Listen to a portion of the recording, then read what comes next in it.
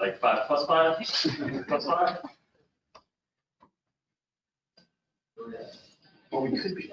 This is why we work in security, because we're not good at IT. That's right, yeah. Doesn't matter how many times you practice.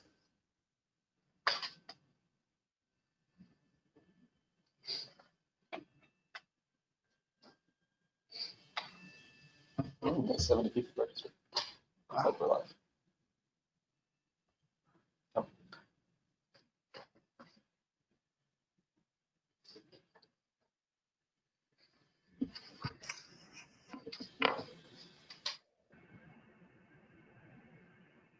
There's attention. It's live, it's not casting. He's working on it. All right, so we're live. Please bear with us with some minor technical difficulties here. Please figure this one out. We'll get started here shortly.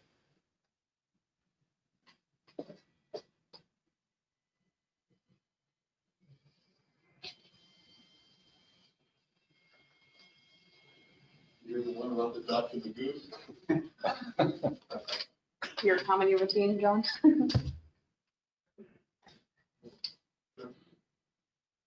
I mean, I can do dad jokes. What is a pirate's favorite letter? R. Nay, to the sea they love. That's it, I'm out. You're done. All right, well, I guess actually what we probably could do is as we wait for the video here, for those that can at least hear us, my name is Joel Charlotte. I'm the Director of Operations here at Bytes Foundation. We're, despite no video, we're super excited to host this event here today. I think we could probably at least start getting kicked off here. And we've got some introductory remarks that we want to make, and so we can do that. So as part of the, in partnership with Stafford Economic Development Authority and Riot, we're super excited to host this special Cyberbytes networking event. And what we're doing on today will be focused on smart infrastructure and cybersecurity. So before we get into the panel, I'd like to introduce John Holden, who's the Director of the Economic Development. I'm gonna come out here in the middle of it. And then I think we are live. Are we live? Live with the camera now. Oh, okay, great. I'm John Holden, Director of Economic Development, Tourism in Stafford County. Really excited to be here at Cyberbytes Foundation. I want to thank them for their efforts to pull this together. This is part of a series we started and hope to continue for a while around entrepreneurship, specifically technology and entrepreneurship across all sectors of the economy. We're going to hear about some really focused items in smart technology and smart faces in cyber today. But the effort is broader than that and will continue across our region, with Stafford being the home of it. And I want to thank our partners in this group called Riot, who we've been successful to encourage to find Stafford as a home for their ventures into Virginia. So I want to thank everyone for attending. Someday we'll continue these, perhaps more people in the room, and we look forward to that as well. I'm going to ask Tom Snyder from Riot to come up and just tell you a little bit about that, and just add that in addition to this, we're actually doing a special series of CARES Act COVID-related programs for Riot. The first one's coming up very soon. You'll see some information about it. It's called MBA and IoT. I'll talk a little bit about that. It's good to see you, sir. Cool, thank you, John. Shake your hand. All right, in the distant shade, it's exciting to come to you from this this sort of event as I've been involved in since March, even though everyone was attending. Well, thank you for joining in. And I'm Tom Snyder with Riot. We're an economic development focused organization with a firm root belief that job creation happens at the edge of new technology. So we're really excited to be here with Cyberbytes. Thanks for having us, Joel. Really appreciate it, this partnership with Stafford, with Virginia, and other folks who else can help make this happen. This is our second gathering in a series of events that we're going to carry out next year, kind of across this entire region, exploring what are the opportunities that new and emerging technologies create to advance established businesses and start new businesses. We operate an accelerator program working with real estate startups that you're going to hear about in a moment from my fellow Rachel, who's here behind me. As John mentioned, we have a number of workshops that we're running in Q4 with the FDA and IT as the first one. Really encourage anyone to sign up. It's key, first, for everybody to know that all the programs that we do, we make completely free, open to the public. We want to be very inclusive. We want people to participate. And wherever you are right now, things are virtual. We'll hopefully get things to you back in person again, so that you can see the amazing facilities here that we're standing with today, but also get to know each other through the kind of connections that lead to business. This first course is really to help baseline and help people understand what the state of art of technology is. There's lots of buzzwords out there from AI to blockchain to virtual reality, cybersecurity, you name it. You know, kind of sending out the hyper reality. What are these things, and what does it really mean for business? And that's business of any kind, not only for things that you think of traditionally as technology businesses, but Main Street businesses that need to have, you know, instantaneous fraud detection on their credit card readers and point of sale. For companies that are highly leveraging social media or other digital tools in real time to drive business to their shops and services and so on. So encourage you to sign up and see information across a number of different channels across the Stafford region. Please sign up to a meetup page that we have right at Virginia. There's a good way to learn about everything that's happening. We're really glad to be here again, so thanks to all, and let's get on with what you're really here to do. That's it, Joel. Great. All right. Thank you, Tom. So again, my name is Joel Charlotte, Director of Operations for the Cybersecurity Foundation. As Tom had mentioned, you know, we run these monthly networking events. So this one was a great opportunity to co-host with Ryan and with Stafford Economic Development. And we were hoping to kind of be a little more in person to Tom's point. But I think what you guys probably on camera or behind the camera there out in the rest of the world can see, we do have a small audience. It's great. We've asked them not to heckle, but we make no guarantees. So, yeah, as we progress here, I mean, our mission is education, innovation, and outreach, and these monthly networking events are part of our outreach. And with that comes these networking events.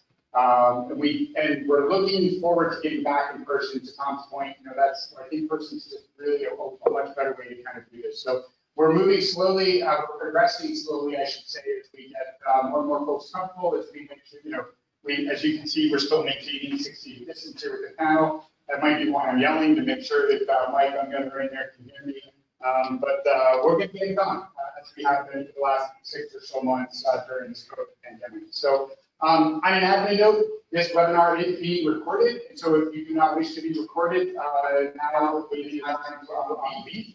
We will be recording on YouTube later viewing. So if that's, again, if you're not comfortable with being recorded, now would be the time to depart to leave.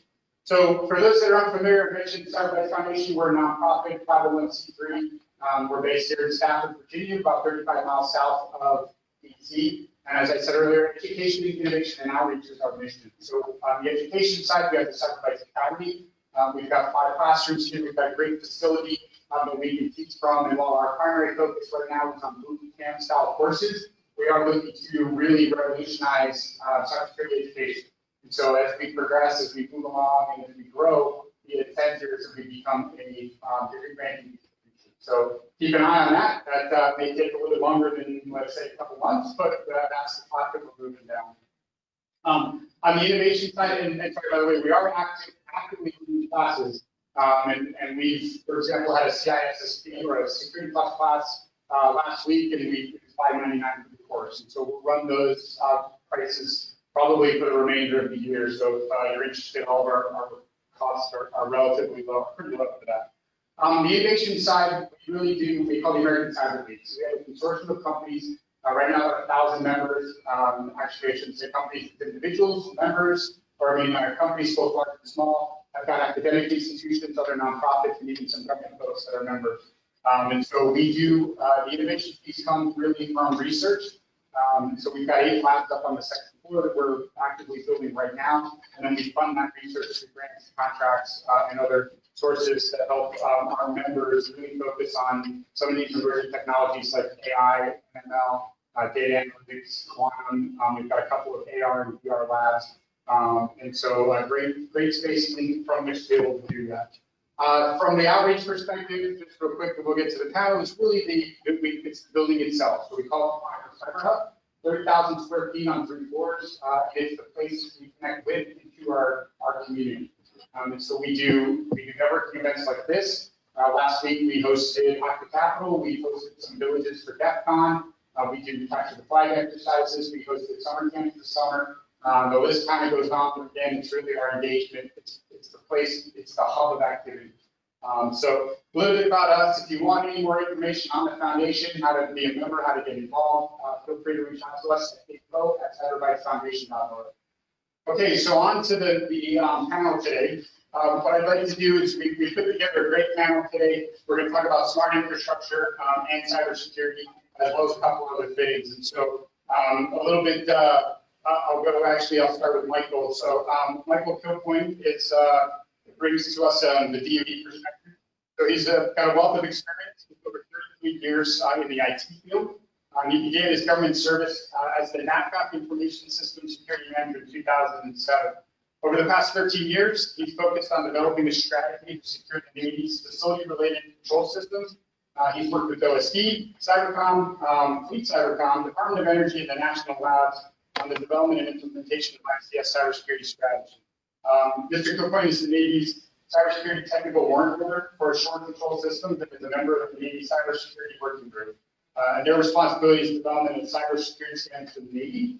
He's currently setting up a NAVFAC Cyber Protection and Response Cell office. So Michael, welcome and thank you for joining us. Thank you. I'm going to jump over here to Paul. Paul Gustafson has a passion for what he calls full spectrum innovation, which is centered on personal, technical, and corporate growth. In 2007, he helped co-found a company called Synventions. They're a technology firm that delivers engineering solutions for today's military and who are frequently recognized as one of Virginia's best places to work. It was named by Inc. magazine as one of the 50 best places to work in 2016. As the CTO, he's going to bring a lot of great perspective here, but in identifying and contributing to the company's capability and influencing their strategic vision.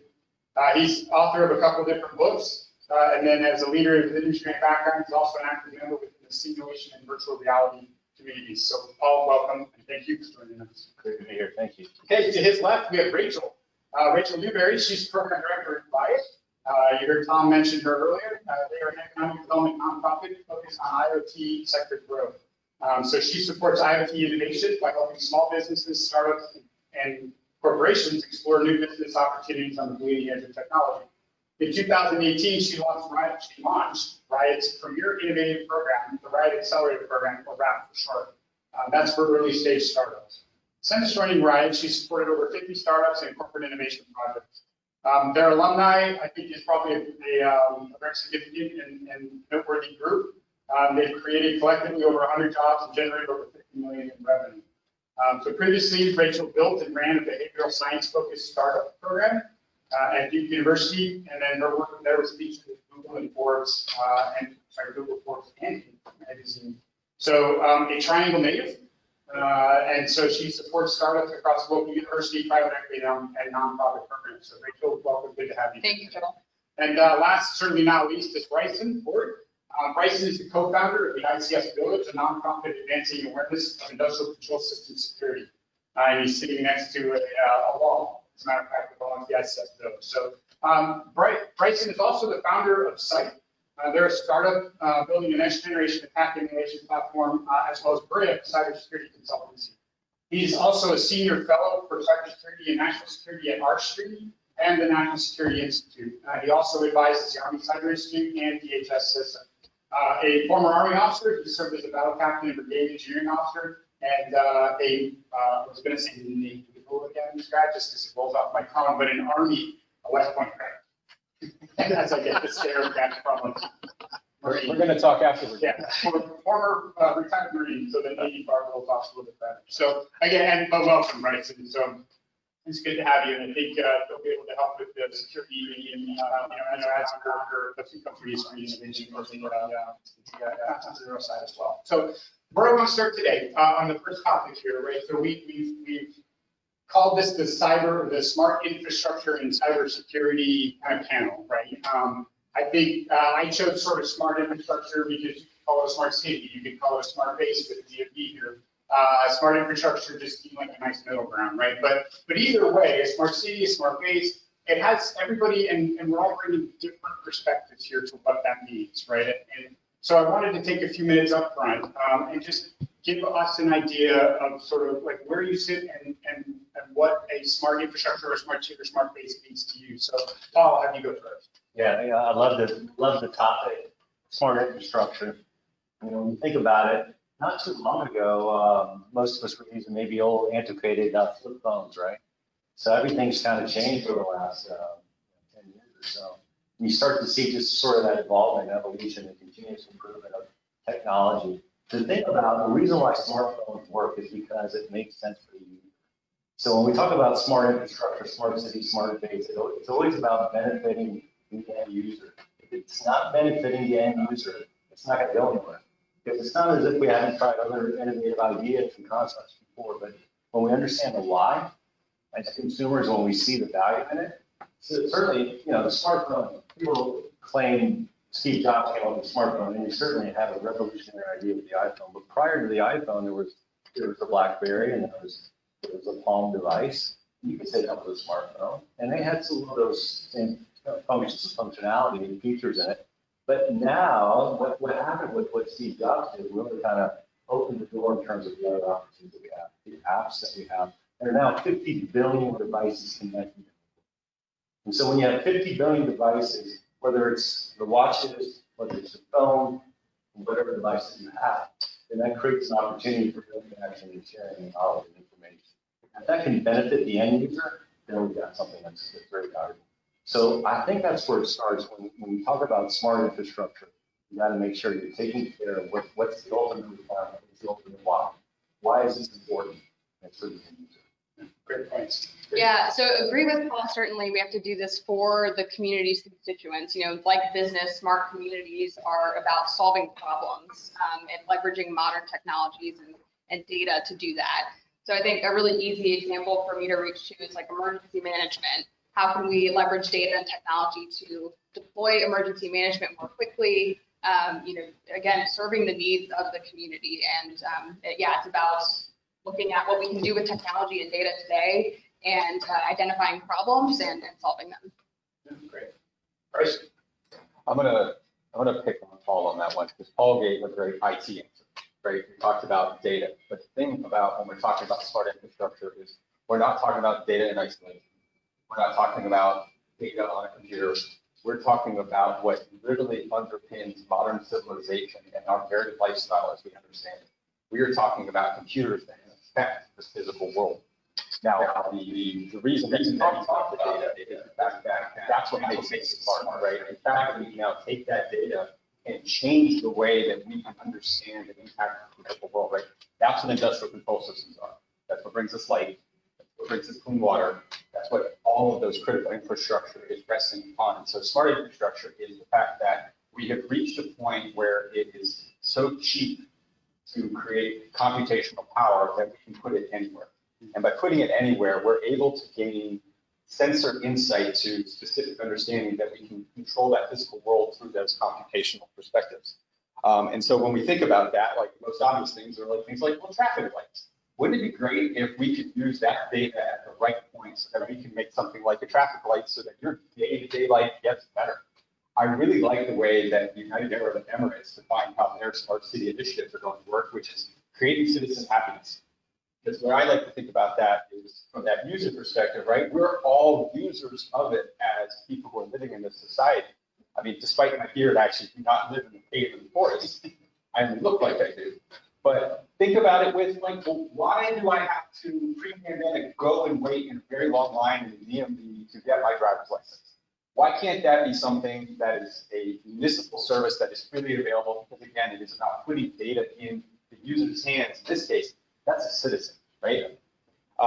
Manufacturing, right? We think about manufacturing. Yeah, we think about those iPhones, but you know what else is manufactured? Food products, beer. I'm unfortunately the only one who's enjoying my beer by myself, but I'm going to use that as an example of how manufacturing processes are also benefiting from that data being available to efficiently produce those products at scale. And the final piece is we're already living in a smart infrastructure society. This happened a couple of decades ago, and the driving revolution behind it, I believe, was electrical transmission. So going back to why did we do this? Why did we take something that kind of worked just fine and put computers into it? Because this is where we bring the security element. Computers introduce surface area for risk, and this is where we start talking about hacking. Well, we did it because the biggest shift that has happened in electricity in the last 2 decades has we went from I make electricity, you consume electricity, and now it doesn't work that way anymore, right? We now have residential renewables where electricity is going back the other way. While that might sound really simple, that we went from a unidirectional to a bidirectional infrastructure, it turns out that there's a lot of voltage that's going on there, that complexity required computing data at the point to be able to make that feasible to happen. And so that's why we have smart meters that are now installed at just about everybody's house throughout the United States to be able to regulate that. So whether you realize it or not, you've actually been in a smart infrastructure for some time. So I'm going to tie both of them together, right? Because using those smart meters, now we have to do energy management. So for me, when I'm looking at it from the DoD perspective or Navy perspective, I'm looking at mission assurance, right? Our job is to protect the mission, the nation, and to support the warfighter. And so an installation, what we use an installation for is is force projection. Whether I'm sending a ship out to sea, or I'm getting a Navy or a Marine group out to sea, or the Army, it's important that we have this force projection. So in order to have force projection, you're going to have an installation resiliency. So with that, you're going to have energy resiliency. And you can't have any of that without having cyber resiliency. Because now all of a sudden, these smart systems are now the soft underbelly, if you would. Or, you're not going to go up against the carrier strike group. You're going to go after the logistics, or you're going to go after the control systems that support that strike group. So this is where I think it's so important. Renewables, to your point, we have renewables. I work for a command that we build the facilities, we build the bases. And I'll never forget, a few years ago, I'm watching President Obama at the time saying, yeah, the Navy's going to, develop a gigawatt or something of power, renewable power. And it was like, oh, okay, well, at least now we know what we have to protect. So I think that's where it is, the smart base, the smart energy. Part of it is to build facilities and to build infrastructure where we can use the data, to look at maintenance, that we could look at, or if something goes south and we have renewables, how can we send that energy to a specific location so that we can continue to support the warfighter and support mission assurance? So that's kind of how I see it. I think you have a. No, I think these are great points, and it is, you got to look at who is that end user in this case. Certainly I relate with that. It's the warfighter, right? We want to put in the hands of our warfighters out there the best tools possible. And the thing about data is data doesn't go away. It stays persistent essentially. Tim Warner-Lee, guy who invented the internet, made a great point about data being ubiquitous in the sense that's really the future. I came across a quote that was written in 2000 that I think really sets the table as you guys shared. That it was phenomenal. And I found this quote a few years ago as I was doing some work in the modeling and simulation community. And this is pretty powerful. He says that, this is Tim Lenore. He says that large box we're used to staring at all day will vanish. In its place will be a world filled with special purpose chips, smart devices, and agents that interact with us constantly. These agents will not sit on our desktops, but rather will be embedded in wearable micro devices and implants, leading to a world of ubiquitous computing. That was 2000. And we're starting to see some of those things in the web. right? And so again, it comes back to how are we benefiting, how are we supporting the war fighter, how are we protecting data? Because there's certainly a big element to that. So these are all important questions that we have to ask. I agree, and I'll say, so, when I asked the question, I was actually thinking that everybody would have had a different answer, a more physical answer, if you will, right? Like, oh, a smart city is, smart meters or smart lights or whatever. So it's interesting maybe that there wasn't any of those answers, and there's nothing wrong with that, but we all sort of pick up on the data piece, right? And I think that's a very important thing. And I want to ask, because I know you have a background in modeling and simulation, right? And I know as some of the conversations around smart cities and smart infrastructure are the concept of digital twins, for example, Sure. right? And so how can modeling and simulation help, or does it help, right? I mean, is a digital twin just another name for a cyber range? Or is it just another thing out there, right? Like, how does that apply to a smart city? And why do we care? Why do we care? Yeah, it's a great question, because modeling and simulation, we've had one view of it, but there's always been a larger view that now we're starting to see, wow, this is actually applicable in terms of my world, my life. If I can leverage modeling and simulation early on, let's say at the conceptual stage, where I'm just thinking about an idea, and I can ask that what if question. So I'm not even in my full design yet, but I can begin to ask that question. So the same kind of modeling simulation we use in decision making for an individual or a warfighter, I can start to apply modeling and simulation as an agent to support that decision making process. And therefore, that's part of the smart infrastructure, right? So we're looking at not just simulation interoperability, which is something that we did in 2000 or actually 1990. 30 years later, here we are, we're talking about cognitive interoperability, right? How do we make meaningful exchange of information, not system to system, which is important, but human to human? That's really important, because if we can do that, then we've got something there that really meshes with this idea of smart infrastructure. And if I could add on to that, right? We're beginning to use modeling and simulation or emulation. If I have a near real-time control system and I have to sustain it, a lot of time, like the old paradigm was, somebody came, they built the water treatment plant, they gave you a SCADA system, and then you just, you left it alone. As long as it was running, it was good. In today's world, in my world, I can no longer do that. So now if I have an electrical distribution system and I just want to apply a database patch, how do I know that database patch isn't going to bring isn't going to bring latency to my system, which could have a negative impact on how the system operates? So having that ability to have modeling and simulation, that like I can simulate the power going through my SCADA distribution system. I can apply that patch, I can apply that BIOS upgrade, and I can see the impact it would have on the system. So design work.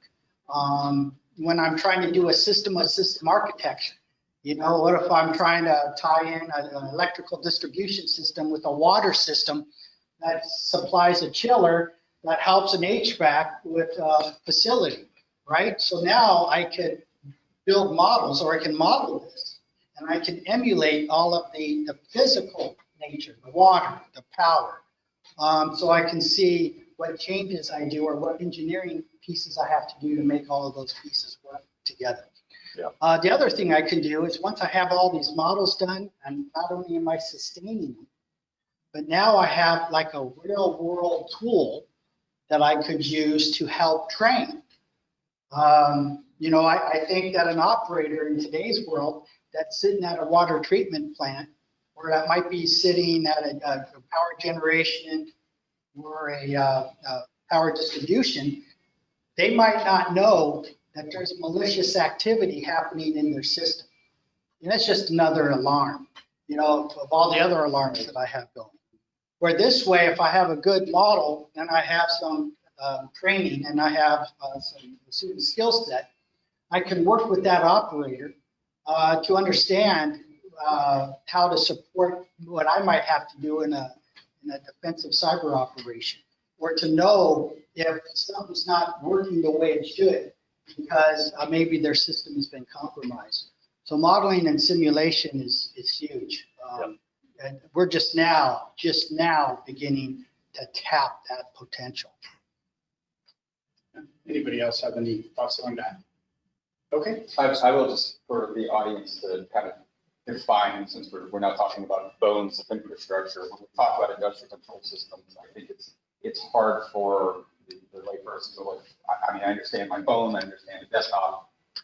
What is this thing? Maybe, I mean, I'm gonna call Bingo here and say Stuxnet for the first time, like I've read about that too, right? Like, what is it we're talking about? And the joke that I always make is any computer that's at least 20 years old and still in operation is industrial control system. Now, put a price tag on it that is 7 to 8 digits, and you're starting to understand the scope of the problem around the capital cost of that expenditure. And it has only been relatively recently that we as an industry have started to say, oh wait, there's security concerns around this, right? Like we see this time and time again in all fields, function first, security second. And so that challenge where he was talking about, well, these things were designed to never be patched. They just weren't. That wasn't a concept, right? They were designed to be installed and to work with a certain mean duty cycle that I know I just have to do this maintenance, and in 30 years, I can chunk out another $15 million. So the challenge here, and this is why modeling and simulation is so key, is, all right, I know I have a problem. You know, some random guy who wears, you know, the unicorn hoodie showed up and said, we found a vulnerability in this, right? Hackers don't always just wear hoodies, I have to say that, probably didn't, but to make the joke. But, all right, here's a vulnerability. You can't fix that vulnerability. It's impossible. You're not going to throw out another $50 million to something that's only 5 years old to solve that specific problem. So how can I look at what that impact might be? How do I look at the system of systems perspective of how do I defend around the problem that I can't directly do that? And then how can I be assured that I have in fact done that? Yeah, right. Yeah, all great points, and thanks, Bryson, for the tail end of that, right? I think what that helps what everybody understand is we've sort of defined smart infrastructure.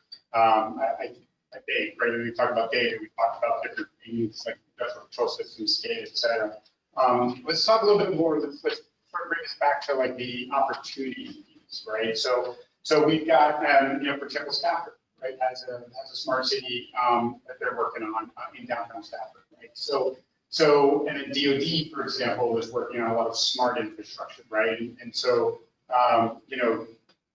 Wi-Fi or 5G for, on airfields, and 5G in warehouses, and, the Air Force has got a lot of work on smart infrastructure, right? So what are some of the opportunities, right? Like, and Michael, I'll start with you really from the DoD perspective. Can you give us just an idea of what are some of the different, opportunities for the business opportunity, or what are some of the things that DoD is working on, or maybe the Navy specifically?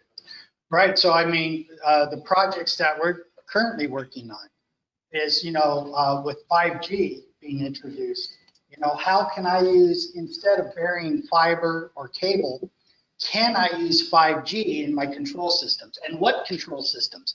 I might not use it in like an electrical, distribution system where I have to respond to an arc flash within 15 milliseconds, but I might be able to use it on an HVAC system where, if something goes south or if something is, if the 5G stops working, they open a window or something. I'm making that oversimplifying it. So how can the 5G capability help us with smart bases? Thing called smart grid. That term, can mean so many things to different people.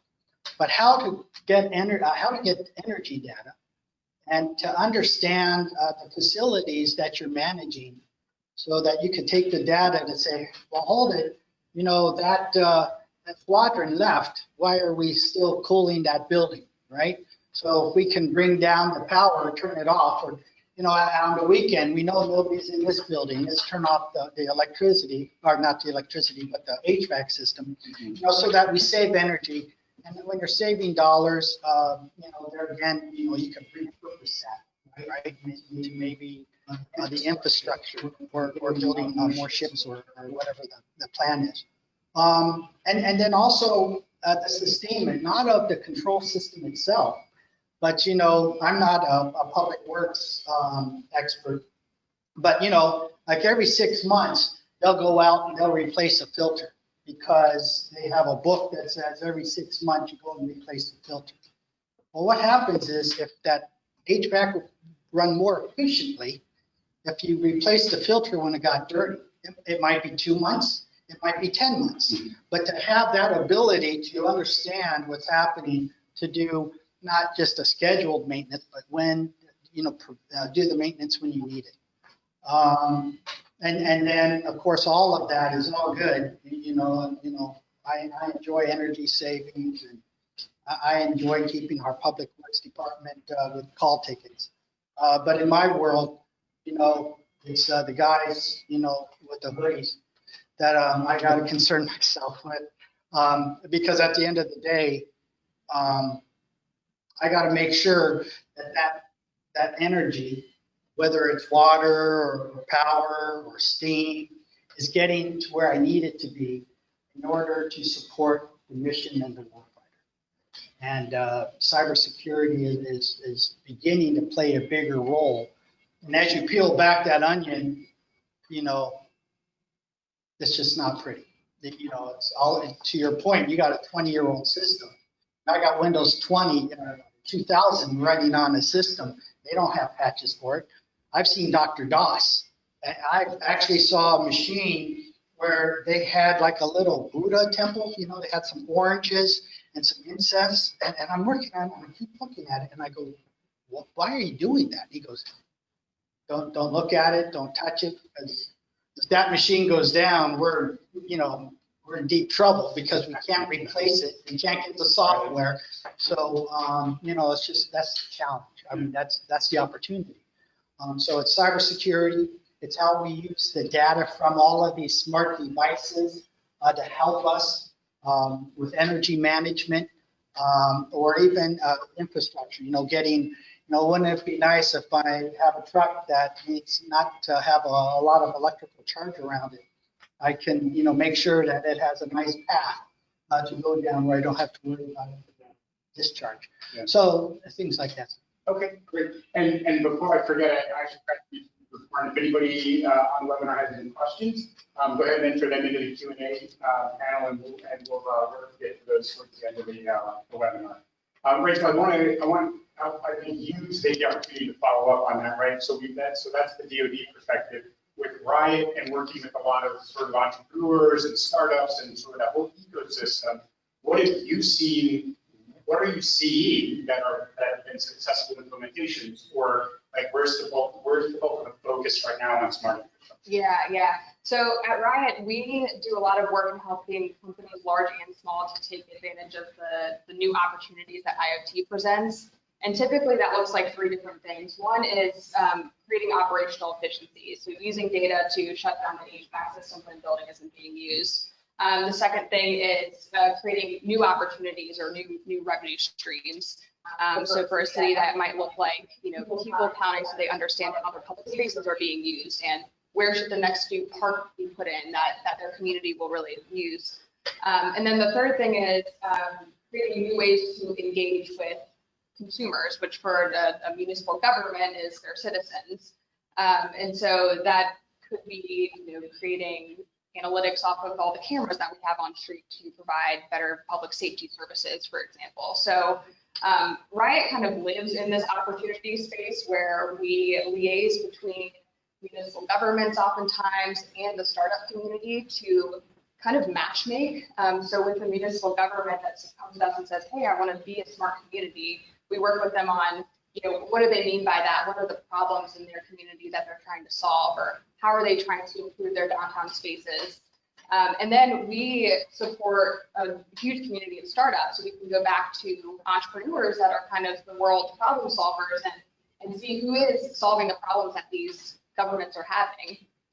And then, you know, connect them up for startups to pilot their technology solutions with government. So there's a lot of opportunity for governments and communities and however we want to define kind of smart infrastructure to take advantage of startup solutions.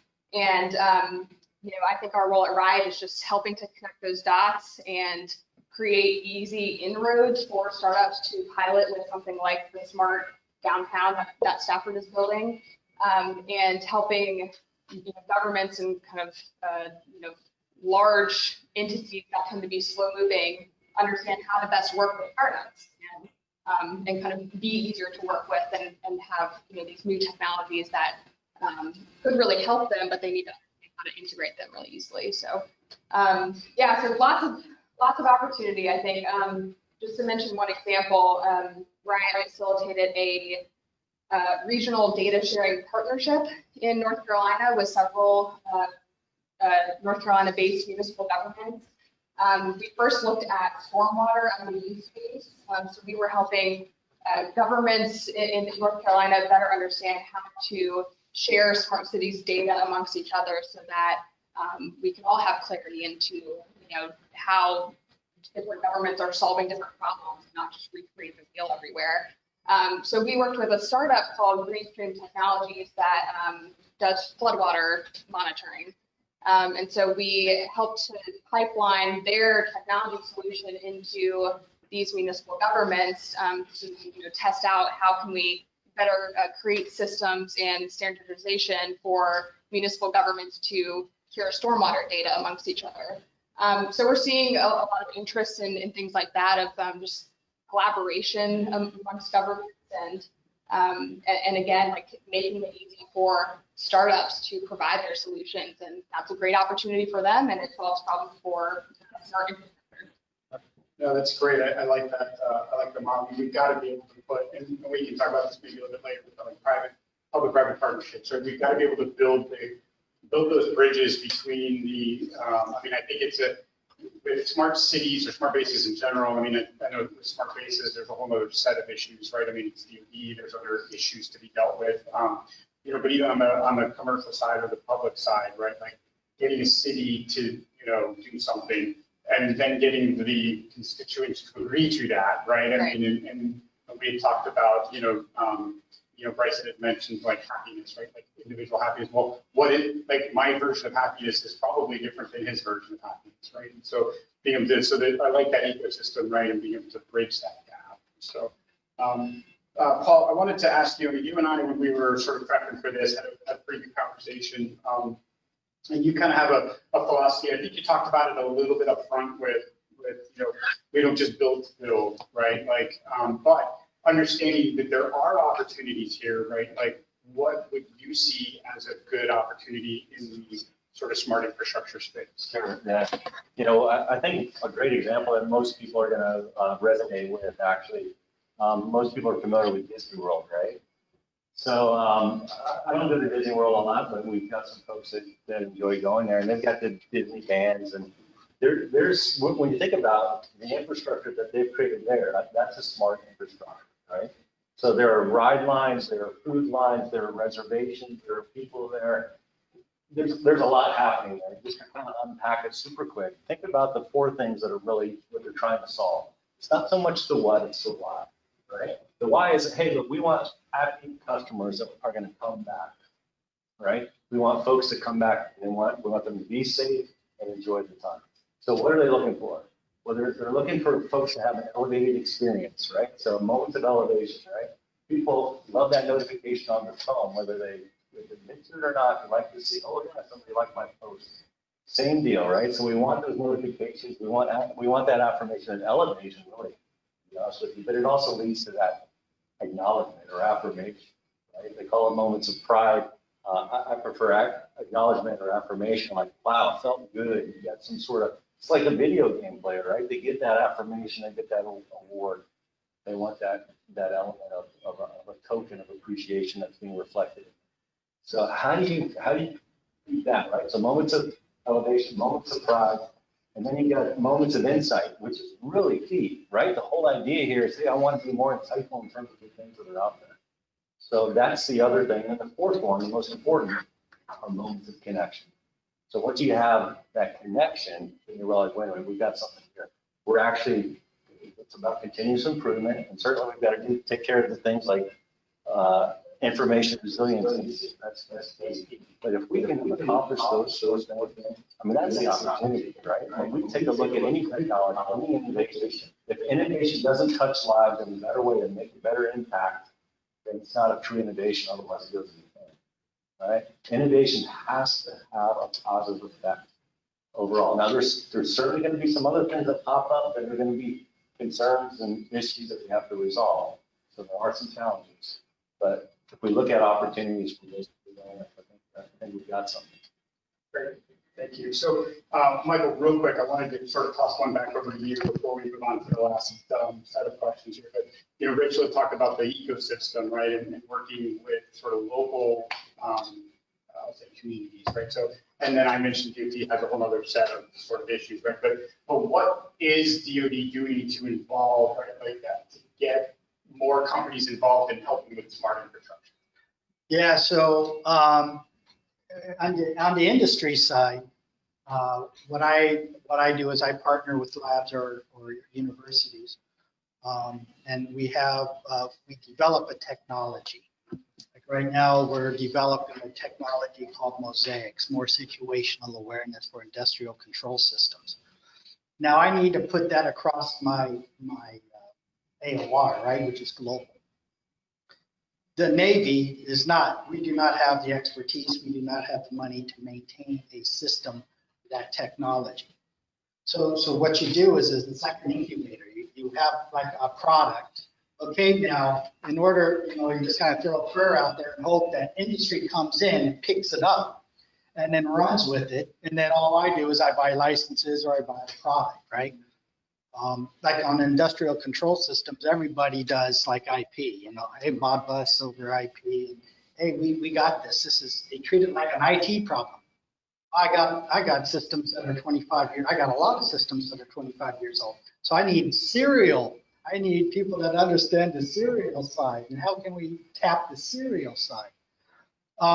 So I think once industry understands that, as they become aware of the problem set, you know, I was going to save it for my challenges. You got a workforce, a changing workforce. Some of it is aging.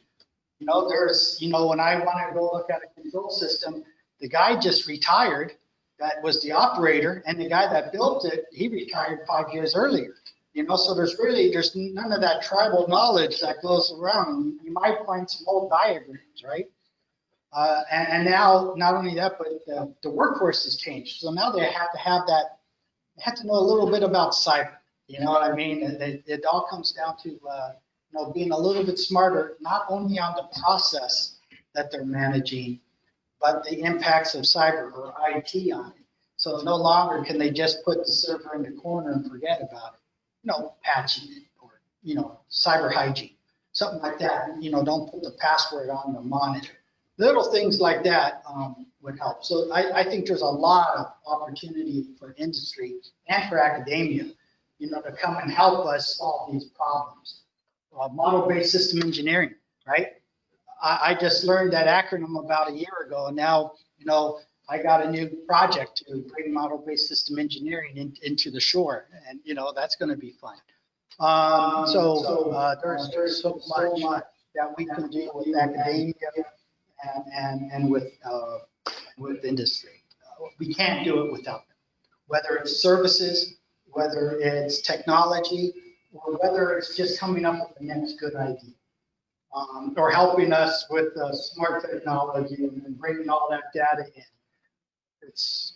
I could take the rest of this presentation just talking about that. Yeah, sounds like we need to have one on data. And then we can have a whole other one on security all on its own. And I think, you know, and putting those two together, like when you mentioned Disneyland, right? Like, so I saw that article probably a couple of weeks ago or months ago, and it just brought to my attention.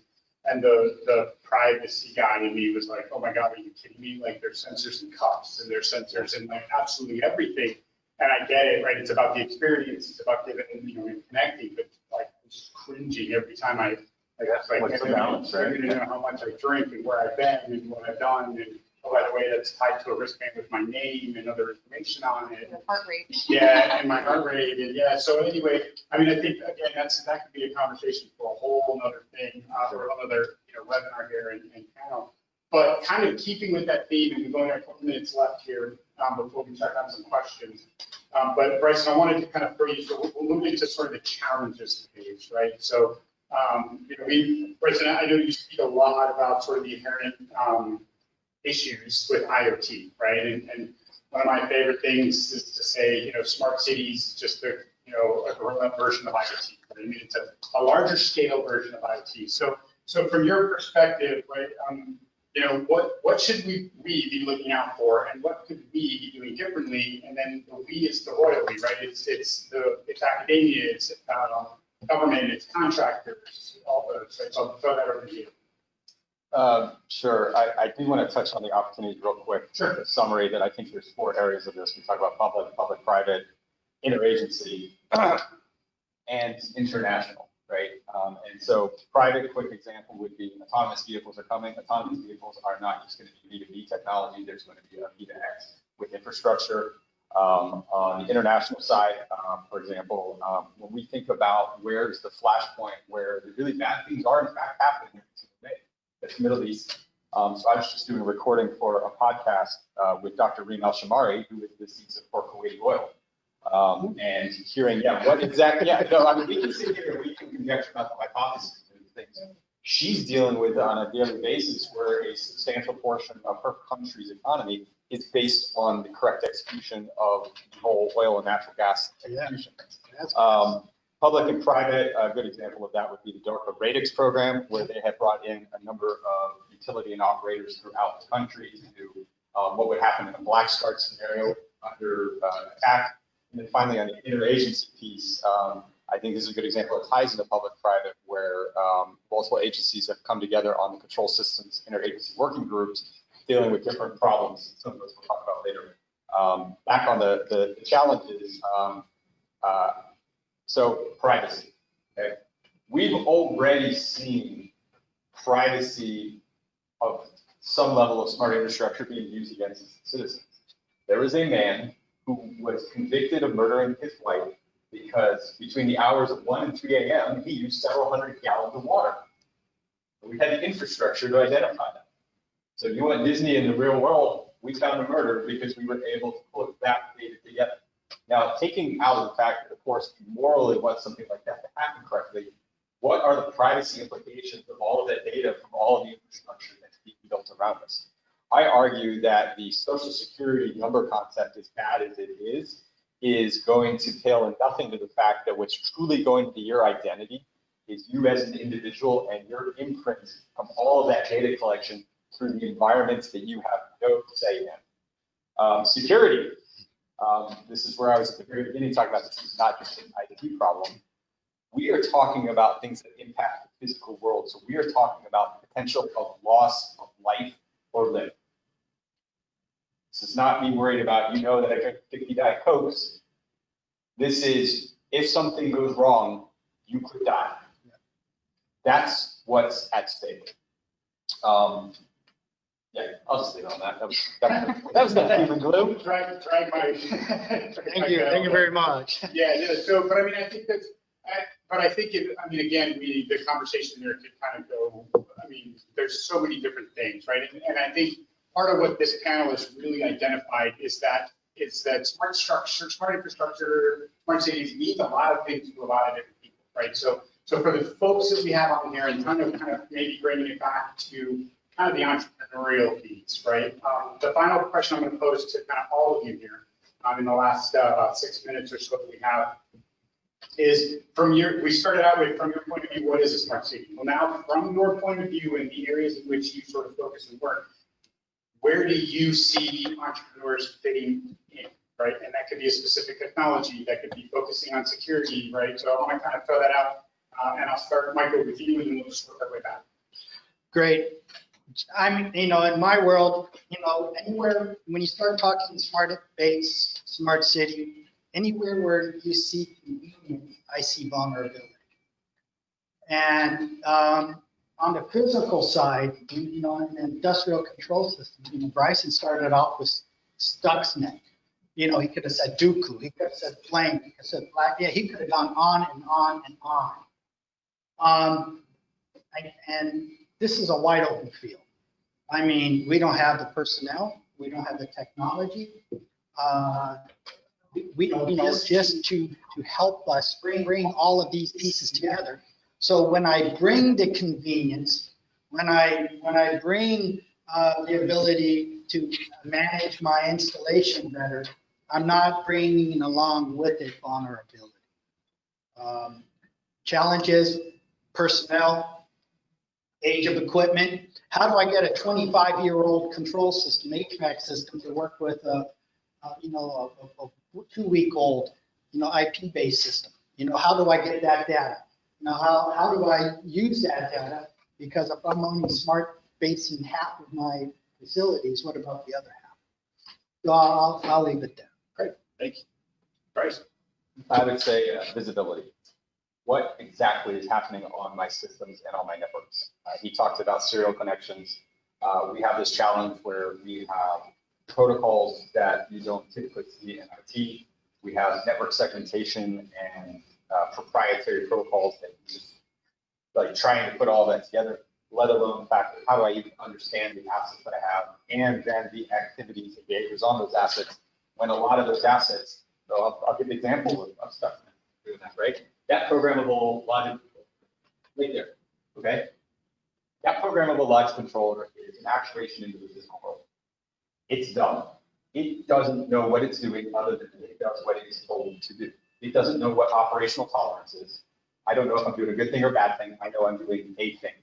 And so having that ability to understand physical world impact back into visibility on what's happening on the decision-making side, tied back to the data, is I think the big opportunity. Rachel?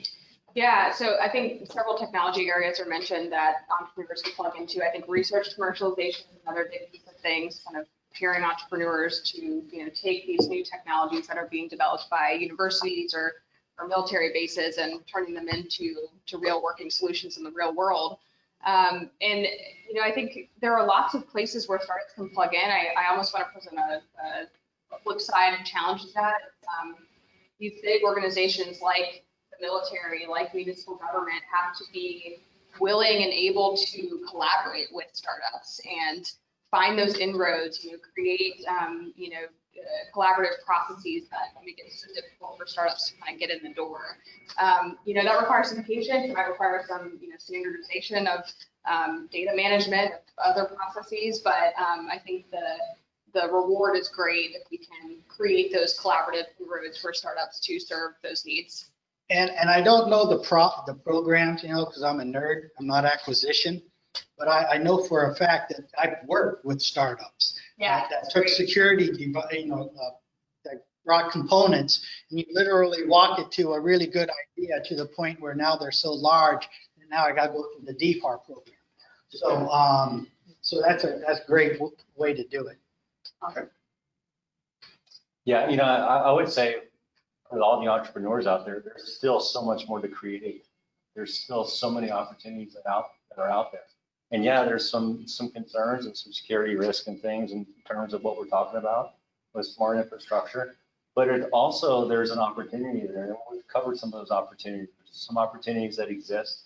You know, for example, I've got a setup at home where I can check on my house. I can make sure the doors are locked. I can make sure it's secure, no matter where I'm at.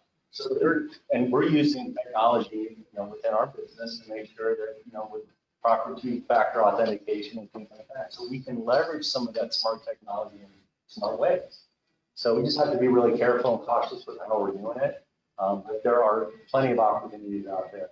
And so I would say from an entrepreneur standpoint, have that vision. You know, what needs to be done? What's the problem that still hasn't been solved yet? Because those problems are opportunities, and exploring that in that area. So that's just my take on it. That's great. I'm going to check one last time, see if we have any questions. Look, right at the top of the hour here, we can start in a minute. It's only taking a minute. Checking on those questions. that awkward moment of silence. Okay, so it looks like we don't have any questions there. So on behalf of staff for economic development, Ryan, Cybersecurity Foundation, Paul, Rachel, Bryson, Michael, thank you very much for joining us today. Very informative from my perspective. I appreciate the time. And thank you all for joining us. And check our YouTube channel for this video as we post it. So thank you very much.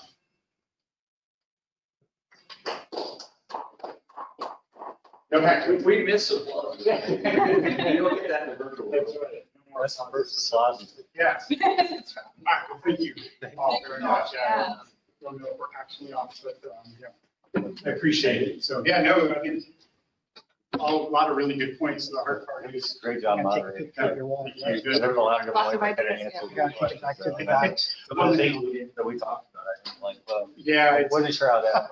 It's the swag. it's hard to, oh, did you bring more stickers? I brought the unicorn stickers. Yeah, I was waiting, Liz said she'd get me, you guys have a pack, like not a pack. Yeah, I actually have a pack. Do you have, can I grab one for my daughter? Do you mind? Yeah, I mean, the point here was that like, this could have gone anyway, right? I mean, there's so tough. It's not much. Yeah, thank you. I mean, there's so much about smart cities and, That's the full pack. Ah, right. it is. Yeah, awesome. Thank you. Appreciate that. Yeah, so they have uniform. Not because you're judged Yeah, by. you want unicorn packs? Yeah. Your face when I put on the hoodie with. Oh, what's your? Okay. See if I can another card. Yeah, that was. Oh, really? That was great being on the panel. Yeah. Thank you. Thank you for the work you're doing with developing, startups. Yeah, absolutely. That makes it a lot of fun. Especially in a county like this. So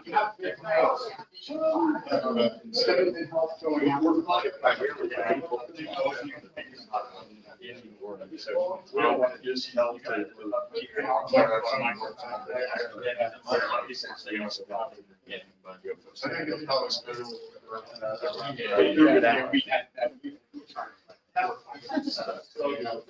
I wrote it, hey, we're trying You guys are, of course, really fun. That's the goal. Yes.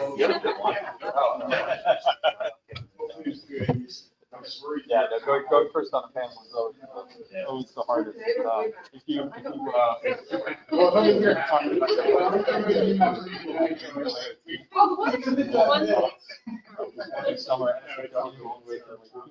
Yeah. Where I show how I would take something like that and then fit it like So, this, to give them access. I'm interested, it's interesting. Yeah. See, my goal is to take like, use model-based system engineering to try to replicate like a Stuxnet attack. And train the operators to identify that attack. Yeah. And then have a team that actually kicks it off and then a team that tries to defend it. Well, and your challenge is 99% of the time is either configuration error versus it being. That's exactly it. So that's where mosaics comes in, because we're kind of used to machine language or machine learning to say, okay, this guy never talks to that guy. Well, all of a sudden you have that. Just say a bunch of different statements. You can call it machine learning. Yeah, that is true. But. If there's anything, if some restricted counties that you're looking for solutions, we're happy to connect you to folks that might go Awesome. to run engine pilots or whatever the case might be. That is awesome. Yeah. Yeah, because We're summer camps versus. I have so many interesting challenges, I don't know which ones to go first. And the same thing you said about you can't do it all yourself. You need universities, you need. Oh, there's just no way. Like, the industrial, private enterprise, can't do all these, the solution stacks are all complex. Yeah. You can't, all that and cybersecurity and delivery and operation capabilities Right. across the, all those dimensions. I wouldn't know what to do without Minder, without.